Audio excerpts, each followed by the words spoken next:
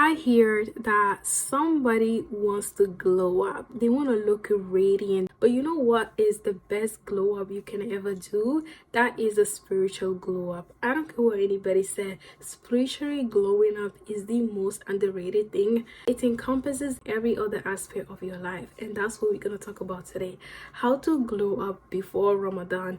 First and foremost, why do we even need to glow up? When I was in high school, I seen so many students that struggle to fast in Ramadan.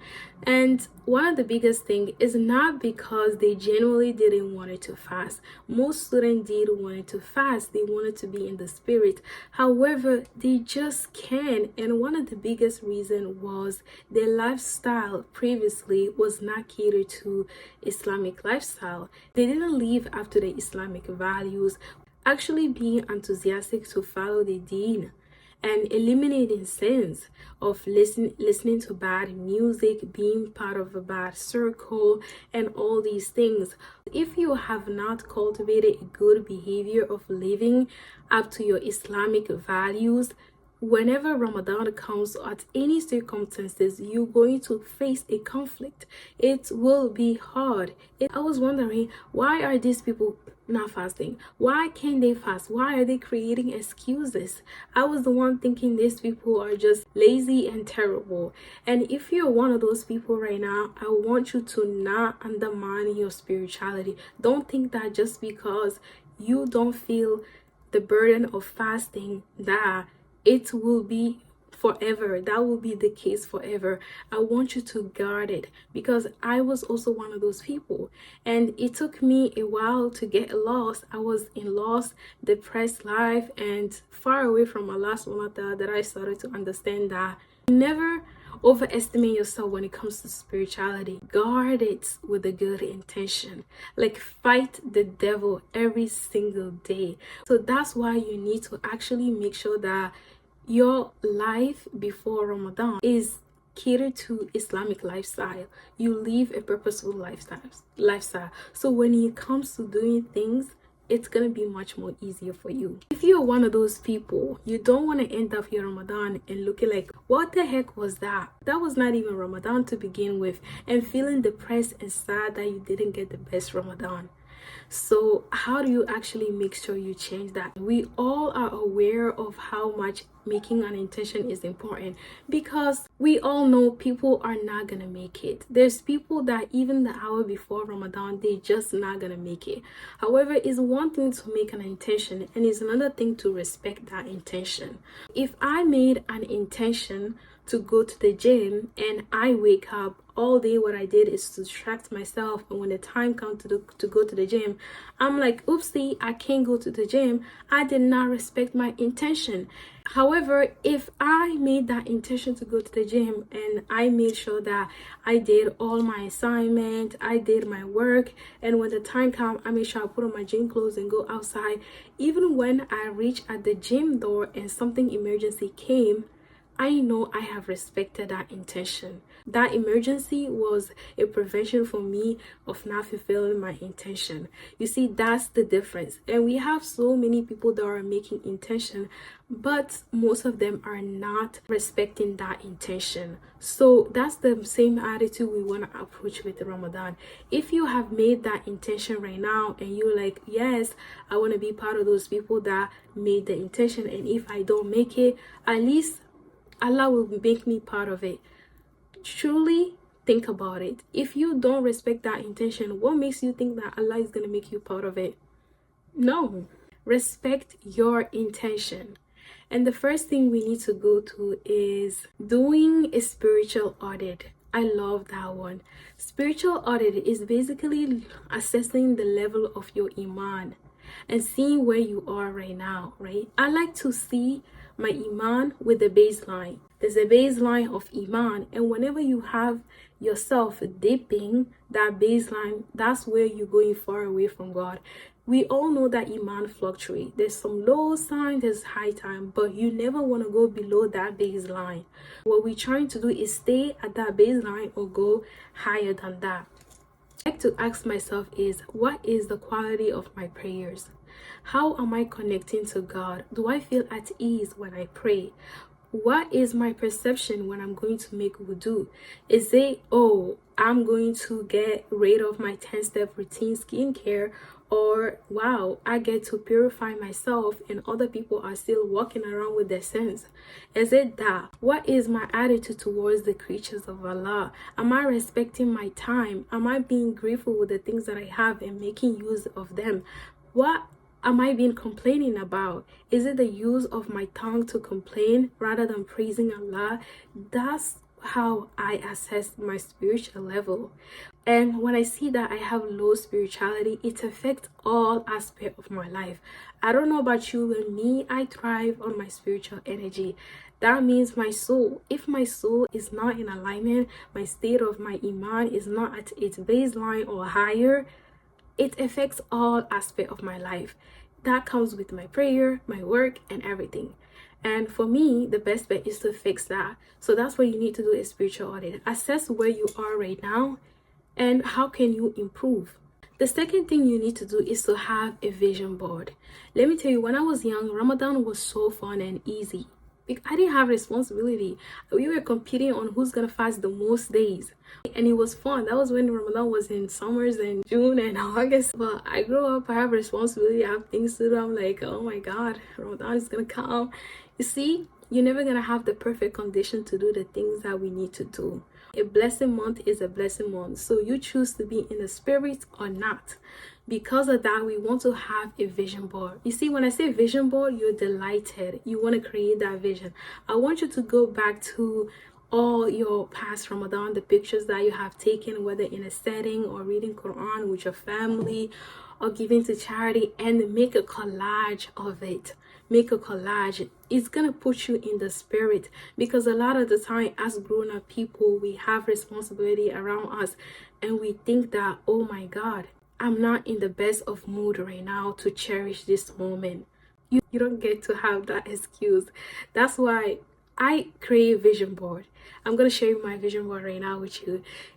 And then the theme of it for my vision board is reconnecting through God. So with everything that I'm doing with intention, whether it's engaging with learning, reading Quran, working, anything that I do, I have the intention of pleasing Allah subhanahu wa ta'ala. It helps me to be in the best mood to please Him. And if I were to die in that state, inshallah, I will have His mercy. And that is what is most important to me. So making that vision board is actually making you to be in the spirit of, what do you want that Ramadan to look like? What kind of person do you want to get out feeling? What kind of spirit do you want to create in your environment? What kind of conversation you want to engage with your family? What kind of dua and azkar? What kind of things that you want to let go of? What kind of habit and ritual do you want to engage yourself in? I want you to put that in a collage. Literally, you don't need to go on Pinterest and copy somebody else's lifestyle. Just do it for your own self. It's going to put you in the spirit of wanting to welcome Ramadan. Ramadan is coming. I don't feel the spirit of it. Don't let that emotion become a roller coaster and ride you on how your Ramadan is going to look like. And when you end, you feel like a piece of shit. We don't want that. To eliminate our sins or distraction, because those are the biggest thing that's going to prevent us from uplifting ourselves spiritually. I would recommend you to make a list of your sins. We all have terrible sins, and some of us are big sins, some of us are small sin, whatever it is. If you think you don't have you some self-righteous BS, and that's not a channel for that. We all have sins. Make a list of it. That's what I did. And I want you to tackle the big sins. We often have one big sins that creates a discomfort in our spirituality, that creates disease and creates other minimal sins in our lives. So if you get rid of that sin, it's gonna wipe out all the small sins that you created with it. Focus on that sin. Make a commitment to give up on that sin, whatever it is. Make that commitment with Allah subhanahu wa ta'ala. And whenever you fall back, get up and resume that commitment. Allah wants you to constantly put the effort. The one who wins is the one that is constantly putting the effort and going back to Allah and genuinely asking forgiveness and resuming that intention of giving up that sin. I want you to think about Jannah.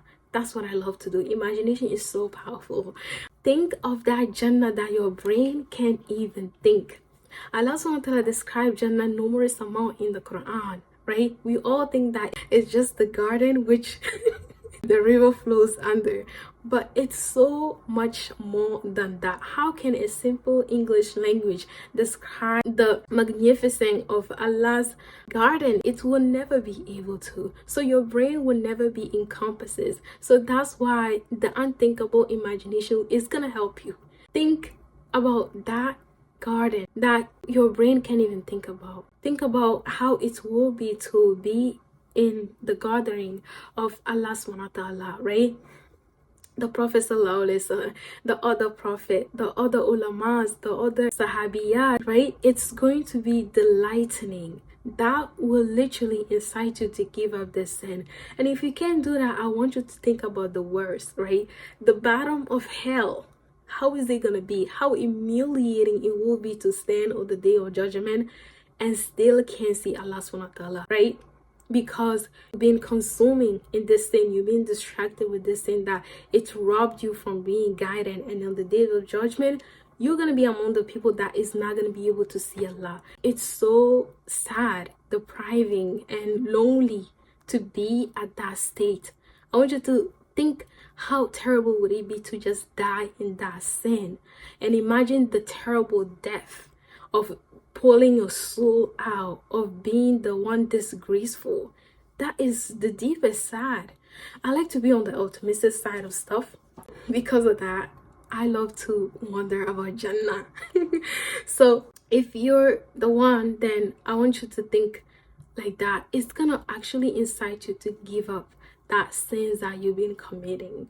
And not only that, it's gonna liberate you. I don't think that if you made a commitment, Allah will not help you. If you genuinely made that commitment, Allah will help you and enable you to give up on that sins.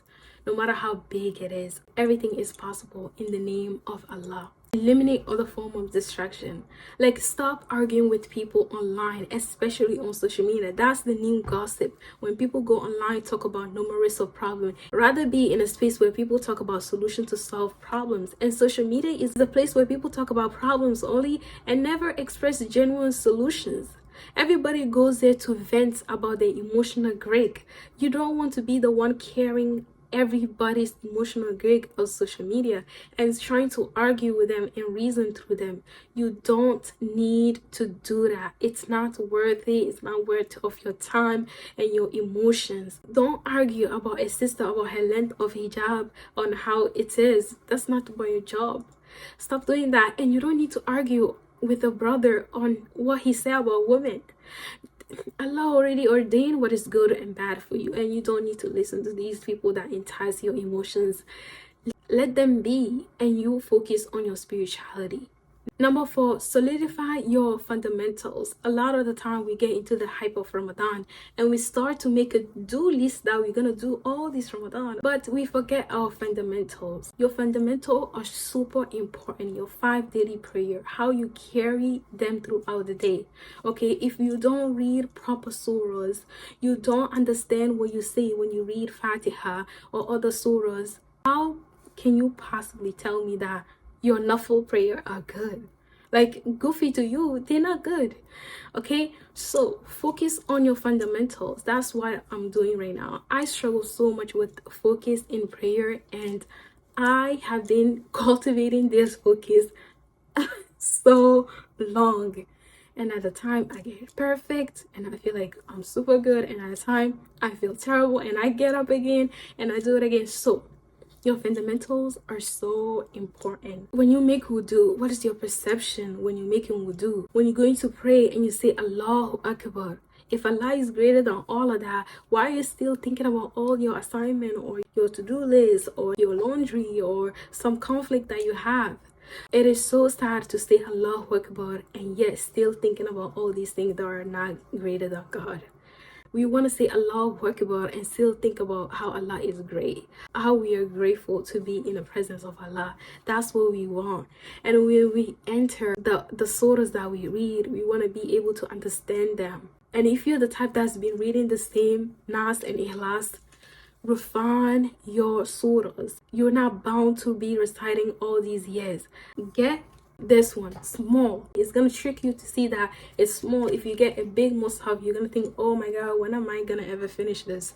But if you get a small one, just finish 2 juz of it and recite it good, understand what it means and everything.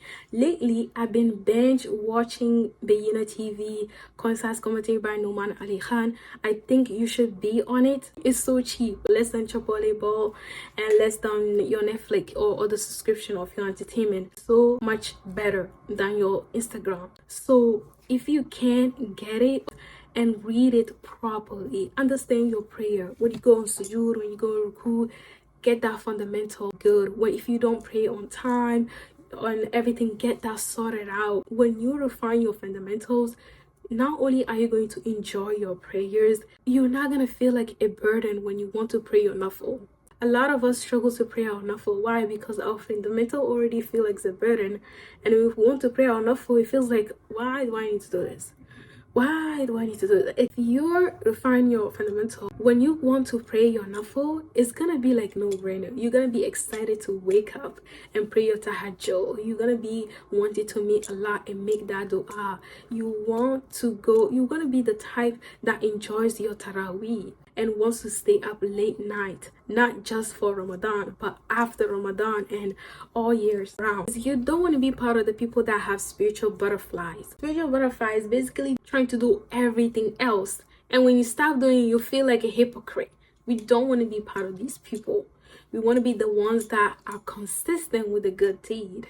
Not only that, they don't fall short and then fall back into terrible sins.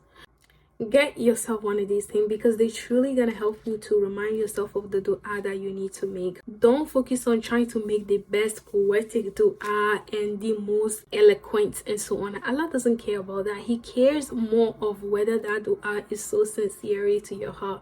The duas that you make when Allah hears, with the ones that you have concealed and He say, I have revealed them. The one that you forget and He say, I remember that. The one that you don't even know of and He said that I got your life figured out.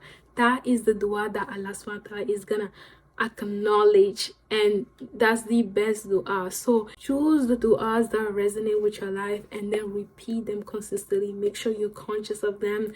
Make sure you say them with the truest of your heart, and that's what matters. So we want to focus on that quality, not the quantity. Yes, the quantity comes later, but the quality is the most important. We all gonna be praying, inshallah. We all gonna be praying tarawih and so on. But the people who have the best tarawih of reward are the ones who will be more focused, will have the quality of khushu. So if you are not cultivating a better behavior towards your fundamental, tell me how you're going to enjoy that prayer and eventually get the best reward of those prayers.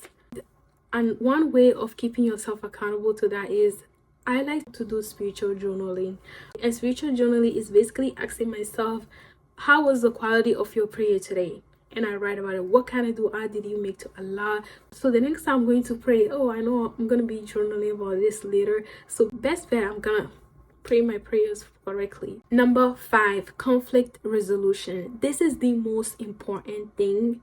If you have a family relation and is conflict, I want you to resolve that conflict. A lot of the time, it's so easy for us to rack on rituals, but we forget that our day-to-day life of solving problem is what matters. That matters as well. You have a friend and they constantly nag you out. Go out to them. Say, what's up? Why you always do this? Why this? Let me know. Let's solve that situation together. Even if they might not be happy, it's just about the means of when you guys see each other, you get to greet each other. Right? That's what we want. And people constantly talk gossip and all these things. I want you to stop them out. It's such a drain of energy. Like me, I noticed that when we are all in a gathering and some people bring a topic, we all jump on it. After they left, I feel so drained. I'm like, what the heck was that? Why did I even engage myself in this? My energy is not worth putting in these things. And your resentment and stuff that you keep inside of your heart, let me tell you, it's not hurting anybody else. It's hindering your spiritual growth. It's blocking your way of receiving the pleasure of Allah when that is inside of your heart. When you pray, you don't want to be thinking about what some other friend thought of you the other day and he bothers you. Get rid of that. Mend ties. I don't believe in cutting off friends. That's not my team. I don't do that. I believe that if you guys were talking before and you guys outgrow each other, that's just life. If you say hi to me, I'm gonna greet you. If you call me up, I'm gonna be delighted that you call me up. But that's about life. You don't hold people. Why do you want to hold people when they want to go? Don't hold people. We all have benefited from the friendship. I benefited from it. You benefited from it. And it comes at a time where we no longer in touch. That's just about life, how it is. And if you contact me, that doesn't mean I'm not gonna say hi. I'm still gonna say hi.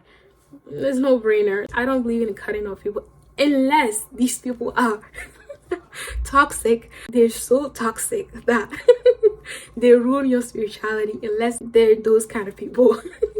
But otherwise, we all good in this life. Life is good. So your environment is deeply correlated to how your Ramadan is gonna be. If it's gonna make you feel like you have, if it's gonna make an easy Ramadan for you or not. Let me give you an example. You have two people. You have Aisha and Fatima. Aisha has friends that are not best suited for her.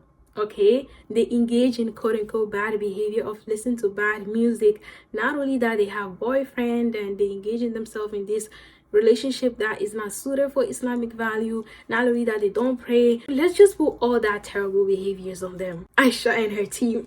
And then you have Fatima. Fatima, she has non-Muslim friend, because you can have Muslim friend and you will be the haram police amongst them. That can be true. But Fatima, she has non-Muslim friend and she also have Muslim friend, but they don't have boyfriend, girlfriend. Or some of her Muslim friend, non-Muslim friend do, but they don't glamorize it as like the other people do. Or the people that abstain themselves, they take their time seriously. They don't listen to terrible music. They quote unquote like behave well. Let's just put that on it. Let me know who's gonna have the ease Ramadan. I'm not talking about who's gonna have the best Ramadan or the most rewarding Ramadan right here. Who's gonna have the most ease Ramadan? We all know it's Fatima. Why? Because of her environment. Even though her friends are not Muslim, just by the design of her behavior from the start that she have these friends, and their environment is they don't do all these terrible stuff or smoking weeds, listening to terrible music, engaging themselves in foul speaking, she's gonna have the most easy Ramadan. If she's fasting, she doesn't need to go tell her friend, stop playing that music, I am fasting, stop talking like this, I am fasting. She doesn't need to do that. Her friend doesn't do that. She doesn't need to go and tell her friend that.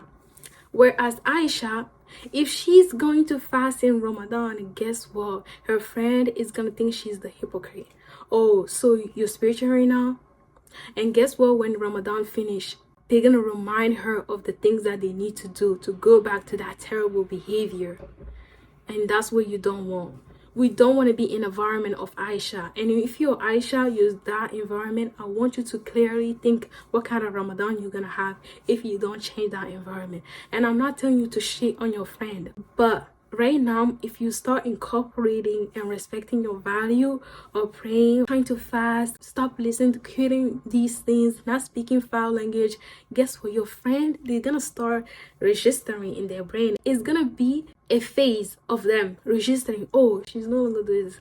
Now, if they're really truly your friend, they're gonna stick around and y'all gonna change your behavior together. But if they're not, you're gonna just repel them by your behavior.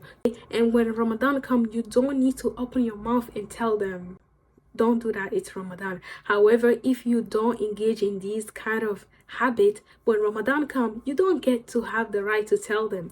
Why? Because you have allowed them to do that for month and month and month. You yourself have engaged, and right now when Ramadan comes, you don't get to tell them. They're gonna tell, oh, so you think you're spiritual right now? You think you're better than us? I swear to God, these are the worst kind of people that you don't want to be around. And the conditions are never gonna be perfect. When you choose your behavior, you choose your friend, and then your friend, you choose your circle. So that's what's up. The last part I think is very important. I think if you have a bunch of assignments, like stack them up. That's what I used to do. Super helpful. Be a week ahead. I love to be 2 weeks ahead of my stuff because Ramadan, you have to go to Tarawih and so on. You don't want to be the one sitting down and trying to make calculation of if I go to Tarawih, I stay up and do my assignment. See, if you have a chance of finishing your semester even before Ramadan, just do it. So, Assalamu alaikum, beautiful people. I have so many subscribers right now, so I thank you for subscribing to my YouTube channel. It has been a great journey that I'm taking, and thank you so much. Let's grow together with faith. You have no idea how much it means to me right now. I'm delighted when I wake up. I'm like, wow, I never thought I'm gonna reach this way, but together we grow.